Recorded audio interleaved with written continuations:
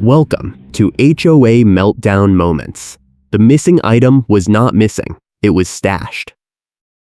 I am speaking for the community, Evelyn Reed shouted, waving a clipboard at me like a weapon across the mailbox cluster. You missed the deadline, and now you get the consequences. I stared at her, confused. I am a rideshare driver in Reno, Nevada, and I had just pulled into the Magnolia Terrace Community Association parking lot after a 12-hour shift. It was a Tuesday afternoon in March, and I was exhausted.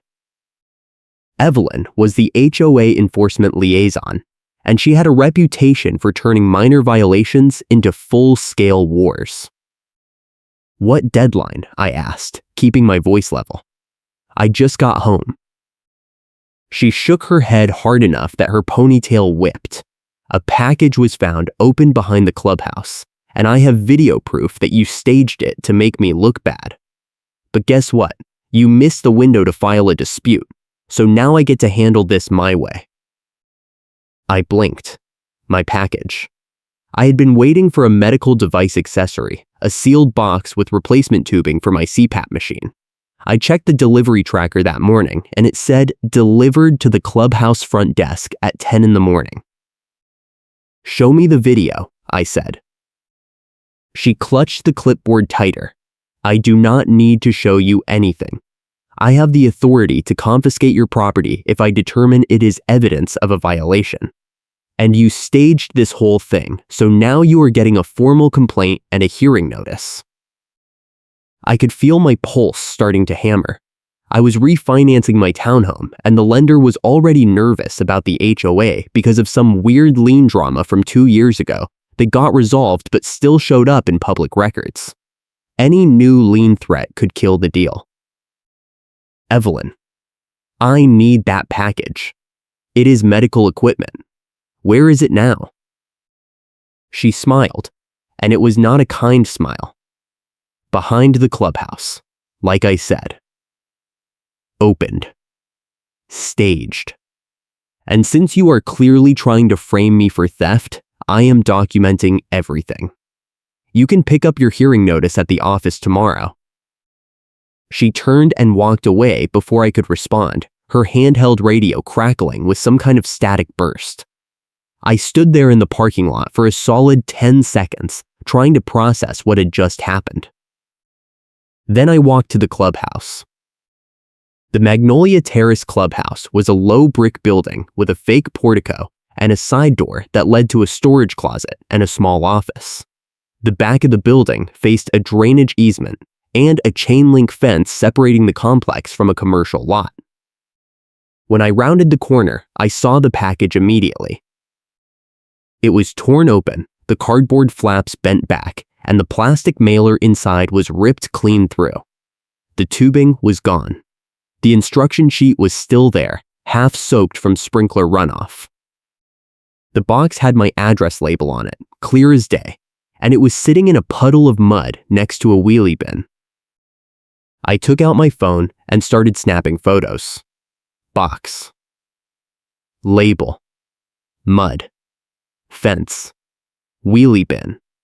I shot a short video panning from the package to the back door of the clubhouse, which had a camera mount above it pointing down at the door itself, not at the area where the package sat. That was when I heard footsteps. I turned and saw Greg, the part-time security guard for the complex.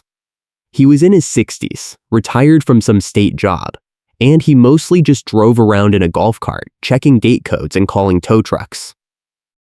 He stopped a few feet away and looked at the package, then at me. That yours? He asked. Yeah. Delivered this morning. Someone opened it and dumped it back here. He frowned. Evelyn said she caught you on camera staging a theft to make her look bad. I shook my head. She told me she has video proof, but she would not show it to me. This is my medical equipment. It was delivered to the clubhouse front desk. Someone tore it open and threw it back here. The tubing is missing. Greg glanced up at the camera mount. That camera does not cover this area. It only watches the door. and it has been broken for 3 weeks. I felt a surge of hope. So there is no video. He shrugged. Not from that camera. But Evelyn has been walking around with a tablet all week. Maybe she has something from another angle. I asked him if he saw anyone near the clubhouse that morning. He said he was off-site from 9 until noon doing a supply run. The front desk clerk logged the package in at 10 and left it on the counter per normal procedure. After that, anyone could have grabbed it. Why would someone take CPAP tubing? I asked out loud. Greg gave me a long look. Evelyn has been running that storage closet like her personal kingdom. A bunch of cleaning supplies went missing last month, and when people complained, she said it was tenant misuse and started charging everyone a supply replenishment fee. Then somebody found a case of paper towels in her car. She said she was transporting them for a community event that never happened. That fit. Evelyn had a pattern. She loved selective enforcement. She loved paperwork. And she loved making examples out of people who pushed back. I need to see the sign-in log at the front desk, I said. Greg nodded. Good luck. Evelyn controls access to that office now. The part-time clerk quit last week after Evelyn accused her of losing a key ring. The girl just walked out. I felt the trap closing. Evelyn had framed me for staging a theft, and she had made sure I could not get the evidence I needed to prove otherwise. Meanwhile, she had a stack of complaint forms with my name already printed on them, ready to go. I took one more photo of the torn package and walked back to my car. I had until the management office closed at 5 to deliver a dispute packet in person, and it was already 3:30. If I missed that window, Evelyn got to unilaterally schedule a hearing, set the terms, and basically guarantee a lien threat on my property file. I got in my car and started driving toward the management office, which was located in a bland stucco building 15 minutes south near the airport. While I drove, I called my refinance lender and left a voicemail explaining that there might be a dispute on file, but that I was handling it. Then I called a friend who worked as a paralegal and asked for a quick consult on HOA dispute procedures. She told me to document everything, file in writing, and get a witness statement if possible. When I got to the management office, the lobby was empty except for a bored-looking woman behind a plexiglass partition. I walked up and said I needed to file a dispute regarding a false accusation and a potential lien threat. She looked at her screen. Your name. I gave it. She typed for a moment, then frowned. You already have a file note from Evelyn Reed. She submitted a complaint this afternoon alleging property damage, staging of evidence, and harassment. It is flagged for expedited review. I felt my stomach drop. Expedited review meant she could force a hearing within 72 hours, and I would have almost no time to gather a defense. I need to submit a counterstatement and a records request, I said. The woman slid a blank form through the slot. Fill this out. Attach any supporting documents. I will timestamp it and add it to your file. I filled out the form as fast as I could, describing the torn package, the missing tubing, the lack of camera coverage, and Evelyn's refusal to show me the so-called video proof. I attached printed copies of my delivery photos and requested copies of the Clubhouse front desk log. Any video from any camera covering the package drop-off or retrieval, and any prior complaints filed by Evelyn in the last 6 months. The woman took the packet and stamped it with a loud thunk. You will get a response within 5 business days. If there is a hearing scheduled before then, you will receive notice by certified mail and email. Can I get a copy of the timestamp receipt? I asked. She printed a slip and handed it over. I folded it and put it in my jacket pocket along with my phone and the folded delivery photo printout I had been carrying since the parking lot confrontation. When I got back to my car, I checked my phone. 3 missed calls from a number I did not recognize, and 1 voicemail. I played it. This is dispatch from Mountain West Towing. We have a request to tow a vehicle from Magnolia Terrace for expired registration. Please call back to confirm your vehicle information before we proceed. My registration was not expired. I checked the sticker on my windshield just to be sure. Valid through September. Someone had called a tow company and lied. I called the number back and got a dispatcher who sounded annoyed. I explained that my registration was current and that someone had filed a false report. The dispatcher sighed and said they would cancel the tow and flag the request as fraudulent. Then she asked if I wanted to file a report with the HOA or the police. Both, I said. She put me on hold for a minute, then came back. We have a note here that the request came from an Evelyn Reed, enforcement liaison for Magnolia Terrace. She provided a gate code and a vehicle description. Do you know her? Yes, I said. She is the person who accused me of staging a theft earlier today. Now she is trying to tow my car under false pretenses. The dispatcher was quiet for a second. Sir, that sounds like harassment. You should file a police report. We are not going to honor any more requests from that individual without independent verification. I thanked her and hung up. Then I called the non-emergency line for Reno PD and explained the situation.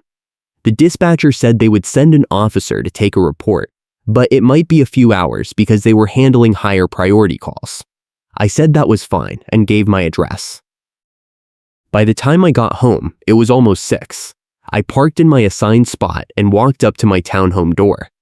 There was a notice taped to it, printed on HOA letterhead with no readable text visible, but clearly official looking. I pulled it down and read it.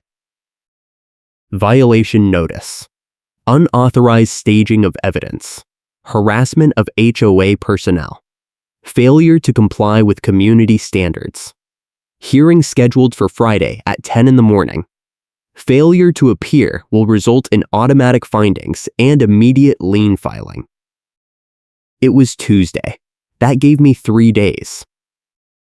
I went inside, made coffee, and spread everything out on my kitchen table. Photos of the torn package, the timestamp receipt from the management office, the tow company voicemail, the violation notice. I started a timeline in a notebook, writing down every interaction with Evelyn, every weird detail, and every inconsistency. Greg had said the Clubhouse camera was broken. Evelyn claimed she had video proof, but would not show it. She had also filed a complaint within hours of our confrontation, which meant she had planned this in advance. And now she was trying to tow my car and force a hearing before I could gather a real defense. The next morning, I woke up early and drove to the Clubhouse before my first rideshare shift. The front desk area was locked, but I could see through the window. There was a sign and log on the counter, a cheap spiral notebook with blue lines. I took a photo through the glass, zooming in as much as I could. The last entry was from Tuesday at 10 in the morning. My package. Signed for by the clerk. After that, nothing. I tried the door. Locked. I walked around to the storage closet entrance on the side. Also locked. But through the narrow window, I could see shelves stacked with supplies, and on the bottom shelf, there was a cardboard box with a torn flap. I could not see inside, but the size and shape matched other package boxes. I took more photos. Then I heard a voice behind me. "Excuse me. What are you doing?" I turned. It was a neighbor I recognized vaguely, an older woman walking a small terrier. She stopped on the path and stared at me. "I am trying to document evidence for a hearing," I said.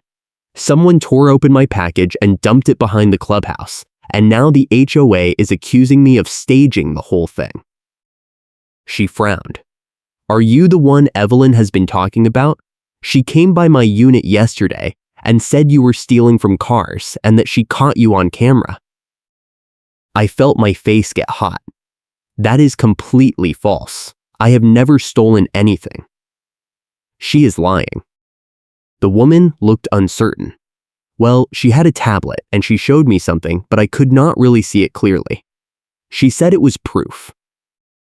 Did she show you a full video or just a still image? I asked. The woman thought for a second.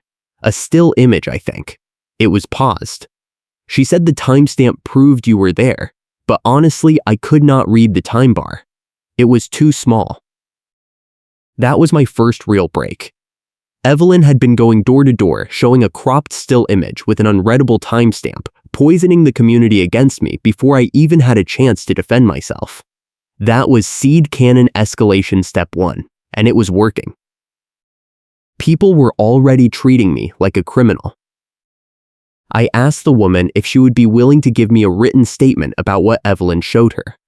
She hesitated, then said she did not want to get involved. She walked away quickly, and the terrier looked back at me like it was sorry. I spent the rest of Wednesday driving rideshare and making calls. I reached out to the paralegal friend again, and she said I needed at least 3 concrete pieces of evidence to counter Evelyn's narrative. So far, I had the broken camera, the cropped still image story, and the tow truck fraud. I needed more. Thursday morning, I got a call from the management office. It was the same woman from the front desk. Your records request has been processed. We are providing the front desk log scan and a statement from the property manager. However, the video footage you requested does not exist because the Clubhouse camera has been non-operational since late February. Evelyn Reed was notified of the malfunction and was supposed to coordinate a repair, but she did not follow through. Can I get that in writing? I asked. It is in the packet. You can pick it up any time before 5. I thanked her and hung up. That was clue number 2. Evelyn had been responsible for fixing the camera, which meant she knew it was broken when she claimed to have video proof. I drove to the management office and picked up the packet. Inside was a scanned copy of the front desk log showing my package logged in at 10 on Tuesday, a printed email from the property manager confirming the broken camera and Evelyn's failure to repair it, and a note stating that no other cameras covered the area behind the clubhouse. I also found something else. A complaint form dated 3 weeks earlier, filed by a different resident, alleging that cleaning supplies and tools had gone missing from the storage closet and that Evelyn had refused to investigate. The form had a handwritten note in the margin, no readable text but clearly someone's frustrated scrawl, and it was stamped received but not resolved. I added everything to my evidence binder and started drafting my defense statement. But I still did not have the smoking gun. I needed something that directly proved Evelyn had lied about the video or had staged the theft herself. That afternoon, I got another break. Greg called me. Hey, I was going through some old emails and I found something you might want. Back in February, Evelyn sent a mass email to residents saying the clubhouse camera was going to be offline for maintenance. She said it would be back up in a week. That was 6 weeks ago. Can you forward that to me? I asked. Already done. Check your inbox. I opened the email on my phone. It was exactly what Greg described. Evelyn had announced the camera outage, promised a quick fix, and then never followed up. That meant she knew the camera was broken when she told me she had video proof. That was perjury, or at least fraud, depending on how the HOA bylaws defined evidence tampering. I printed the email and added it to the binder. Now I had 3 pieces: the broken camera, the cropped still image testimony, and the email proving Evelyn knew the camera was offline. But I wanted more. I wanted something that directly tied her to the missing tubing and the opened package. Friday morning arrived, hearing day. I got dressed, grabbed my binder, and drove to the clubhouse meeting room. When I walked in, there were about a dozen people scattered in folding chairs. Evelyn sat at a table up front with 2 other board members, a man in his 50s and a woman in her 40s. Evelyn had a rolling file cart next to her, stuffed with folders and binders, and she was wearing a cheap plastic badge that said Enforcement Liaison. She saw me walk in and smiled that same tight smile. Glad you could make it. We are going to get this resolved quickly. I sat down in the front row and set my binder on my lap. The male board member called the hearing to order and read the complaint. Alleged staging of evidence, harassment, and conduct unbecoming of a community member. He asked Evelyn to present her case first. She stood up, pulled a tablet from her file cart, and held it up. I have photographic evidence that this individual placed a torn package behind the clubhouse in order to falsely accuse me of theft. The timestamp clearly shows he was present at the scene during a time when no legitimate delivery would have occurred. Can we see the photo? I asked. She hesitated. This is evidence under review. I am not required to share it during the preliminary phase. The female board member frowned. Evelyn, if you are going to use it as evidence, we need to see it. Evelyn's jaw tightened. Fine. She turned the tablet toward the room. On the screen was a still image, paused, showing the back of the clubhouse. A figure in a tan jacket was crouched near the wheelie bin. The time bar at the bottom of the frame was blurred and unreadable. I stood up. That is me, retrieving my own package after it was torn open and dumped there. The timestamp is unreadable, which means you cannot prove when that photo was taken. Also, the clubhouse camera has been broken since late February, which means this image did not come from the clubhouse security system. Where did you get this photo? Evelyn flushed. I took it myself, with my phone, from the parking lot. So you were watching me, I said. You saw me find my torn package, and instead of helping or asking what was wrong, you took a photo and then accused me of staging a crime. That is not evidence. That is entrapment. The room went quiet. The male board member looked at Evelyn. Is that accurate? She slammed her hand on the table. I am speaking for the community. This individual has been causing problems for weeks, and I have the authority to document violations as I see fit. That was her catchphrase, and she had just used it in front of witnesses. I opened my binder and pulled out the first exhibit. Here is the front desk log showing my package was delivered and signed for at 10 on Tuesday morning. Here is the email you sent in February admitting the clubhouse camera was broken and promising to fix it. You never fixed it, which means you knew there was no video when you told me you had proof. Here is a statement from the management office confirming the camera is still offline. And here is a tow company report showing you called in a false tow request on my vehicle the same day you accused me of staging a theft. I handed the pages to the male board member. He flipped through them, his expression darkening. The female board member leaned over and read along. Evelyn stood up fast enough that her chair scraped. You are twisting everything. I was acting in good faith. Good faith, I said, louder now. You lied about having video. You tried to tow my car under false pretenses. You went door to door showing people a blurry photo and telling them I was stealing from cars. That is not good faith. That is a vendetta. The male board member held up a hand. Everyone calm down. Evelyn. Sit down. We need to review these documents. Evelyn sat, but her face was still red. She pulled the rolling file cart closer, like it was a shield. The female board member spoke next. I am looking at this tow report, and it says the dispatcher flagged the request as fraudulent and advised the resident to file a police report. Did you actually call a tow company and claim his registration was expired? Evelyn looked at the table. I made an error in judgment. I thought I saw an expired sticker. My registration is valid through September, I said. You can check it right now if you want. You lied to the tow company the same way you lied about the video. The male board member closed the packet and looked at me. Do you have any other evidence? Yes, I pulled out my phone and opened the photos I had taken of the storage closet window. On the bottom shelf, there is a torn cardboard box that matches the size and shape of package boxes. I could not get inside to confirm, but I am willing to bet that is where the missing tubing ended up. I also have a prior complaint from another resident alleging that Evelyn refused to investigate missing cleaning supplies and tools from that same closet.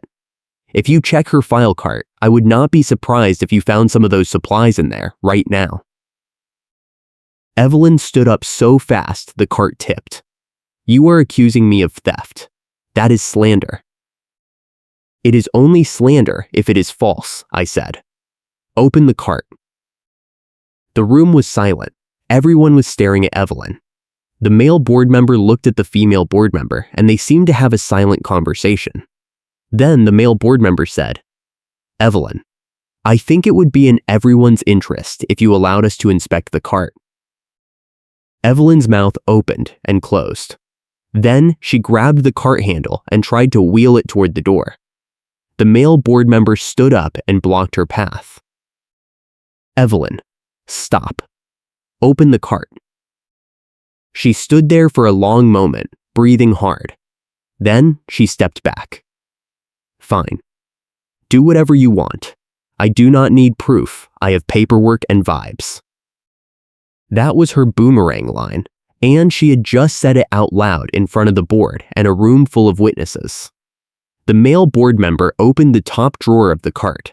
Inside were rolls of paper towels, bottles of cleaning spray, a box cutter, and a small plastic bin filled with random items.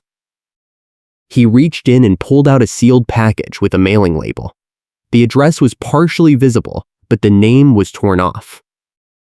He held it up. Evelyn, what is this? She did not answer. The female board member stood and opened the bottom drawer. Inside was a small cardboard box with a torn flap. She pulled it out and looked inside. Then she held up a coil of clear plastic tubing. Is this yours? She asked me. I walked over and looked. It was the exact tubing I had been expecting, still in the sealed inner bag with the manufacturer logo visible. Yes, that is my medical equipment. The male board member turned to Evelyn. You are suspended from all HOA duties effective immediately. We will be conducting a full audit of the storage closet and all recent complaints. If we find evidence of theft or fraud, we will be referring this to the police. You need to leave, now. Evelyn looked around the room. A few people were recording on their phones. Greg was sitting in the back row, arms crossed, watching. The neighbor with the terrier was there too, looking horrified. Evelyn grabbed her tablet and walked out, leaving the file cart behind. The door slammed. The male board member looked at me. I apologize for what you have been put through. The complaint against you is dismissed. We will be issuing a formal correction to your file, and we will cover any costs you incurred as a result of this situation. I nodded. Thank you. I would also like a written statement confirming that the Clubhouse camera was broken and that Evelyn knew about it when she made her accusation. I need it for my refinance lender. Consider it done, the female board member said. The hearing ended. People filed out slowly, a few of them stopping to shake my hand or apologize. Greg waited until the room cleared, then walked over. You did good, he said. I have been watching her operate for months, and nobody has ever pushed back like that. She made it personal, I said. That was her mistake. Greg grinned. Yeah. And that boomerang line about paperwork and vibes, that is going to follow her forever. Over the next week, things moved fast. The HOA hired an independent auditor to review the storage closet inventory, and they found over $300 worth of missing supplies, including tools, cleaning products, and several unopened packages that had been reported as lost. A vendor invoice trail proved who ordered and received the missing supplies, and it all pointed back to Evelyn. She had been signing for deliveries, taking items home, and then filing complaints against residents who asked questions. The management office called me with an update. Evelyn Reed has been removed from her role as enforcement liaison. The board will be holding a special election to fill the position. Additionally, we are refunding all fees and penalties assessed during her tenure that were found to be improperly applied. You should see a credit on your account within 10 business days. If you are enjoying this story, hit that like button and subscribe for more HOA drama where the evidence does the talking and the bully gets exactly what she deserves. I also got a call from a deputy with the Reno Police Department. He said they had reviewed my complaint and the evidence I submitted, and they were opening an investigation into theft and fraud. He asked me to come in and give a formal statement, which I did. I brought my entire binder, including the photos, the emails, the tow report, and the timeline I had built. The deputy took notes and asked a lot of questions. At the end, he said, "This is a pretty clear case of harassment and theft. I am going to write it up and forward it to the DA's office. They will decide whether to file charges." I left the station feeling lighter than I had in days. My refinance went through without any issues, and I got a written correction from the HOA confirming that the theft accusation was false and that all penalties had been reversed. But the best part came a few weeks later. I was checking my mail at the cluster box when I saw a notice taped to the board. Special election results. The new enforcement liaison was Greg, the security guard, and at the bottom of the notice, there was a line that made me smile. Evelyn Reed's appeal to remain on the ballot was denied by unanimous vote. She is no longer eligible to serve in any HOA leadership capacity. Greg saw me reading it and walked over. She tried to run again. Can you believe that? She showed up to the meeting with a whole speech prepared, talking about how she was being persecuted and how the community needed her. Then somebody played a recording of her saying, "I do not need proof, I have paperwork and vibes," and the whole room started laughing. She walked out before the vote even finished. That was the funny karma beat. Evelyn had insisted on deadlines, procedures, and documentation for everyone else, but when it came time to defend herself, she had nothing but excuses and bluster. And the timestamp on the recording proved she had lied about multiple incidents, not just mine. The HOA's vendor also stopped taking her calls after they realized she had been using their dispatch line to intimidate residents and file false service requests. A vendor invoice trail proved who ordered and received the missing supplies, and when the dispatcher pulled the call logs, they found over a dozen fraudulent requests tied to Evelyn's account. The vendor demanded proper documentation for all future requests and threatened to sue the HOA if Evelyn was ever allowed to make another call on their behalf. And the final humiliation came when I was picking up my mail one afternoon and saw Evelyn walking toward the management office with a folder under her arm. She looked smaller somehow, defeated. I did not say anything, but I watched as she went inside. A few minutes later, she came back out, and I could see tears on her face. Greg told me later that management had handed her the written correction while she watched, documenting every fraudulent complaint, every false accusation, and every theft. It was going into her permanent resident file, and any future HOA she applied to would see it during a records check. Her committee, the group she had spent years building to rubber stamp her enforcement campaigns, voted to replace her at the next board meeting. She had to sit there and watch it happen, surrounded by people she had bullied and intimidated. The vote was not even close. I never saw her at another HOA event after that. Rumor was she moved out a few months later, citing health reasons, but everyone knew the truth. She could not handle being on the other side of the enforcement machine she had built. As for me, I kept driving rideshare, kept my head down, and made sure to document everything. I learned that in an HOA, the person with the best records wins. And I learned that when someone tries to frame you, the worst thing you can do is panic. Stay calm, gather proof, and let the evidence do the talking. Because at the end of the day, paperwork and vibes do not hold up in front of a rolling file cart full of stolen supplies and a dispatcher call recording that proves every lie. Document everything, and I will see you soon.